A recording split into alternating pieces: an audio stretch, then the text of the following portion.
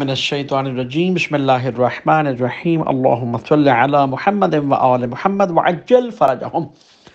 چھٹے تاجدار امامت و ولایت امام جعفر صادق علیہ السلام فرماتے ہیں کہ میری جد حضرت رسول خدا صلی اللہ علیہ وآلہ وسلم نے فرمایا، جو شخص کسی مومن یا مومنہ کے لیے کوئی دعا کرے گا تو اللہ تعالیٰ دنیا سے جانے والے اور قیامت تک پیدا ہونے والے مومنین کی تعداد کے برابر یہی دعا اس کے حق میں قبول فرما لے گا۔ جب حکم ملے گا کہ اس بندے کو جہنم میں لے جایا جائے تو مومنین اور مومنات کہیں گے، پروردگار اسی نے ہمارے لیے دعا کی تھی، ہم اس کے لیے سفارش کرتے ہیں۔ اللہ ان کی شفاعت کا سن کر اسے جہنم کی آگ سے نجات عطا کر دے گا۔ پھر حضرت امام موسیٰ کاظم علیہ السلام فرماتے ہیں، جو شخص کسی مومن بھائی کے لیے دعا کرتا ہے تو اللہ تعالیٰ ہر مومن کے بدلے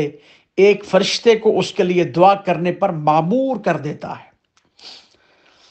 آٹھویں تاجدار امامت و ولایت امام علی رضا علیہ السلام فرماتے ہیں، جو مومن کسی زندہ یا مردہ مسلمان مومن یا مومنہ کے لیے دعا کرے گا تو اللہ تعالیٰ حضرت آدم علیہ السلام سے لے کر